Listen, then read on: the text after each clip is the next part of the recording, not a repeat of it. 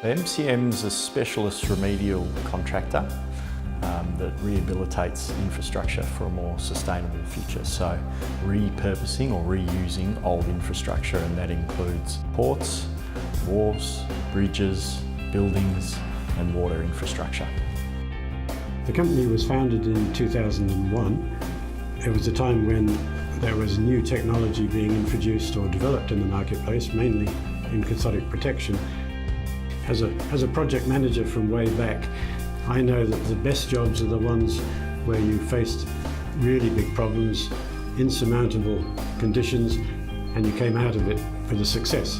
Where the client works with us to achieve that tends to be something that we all enjoy the most.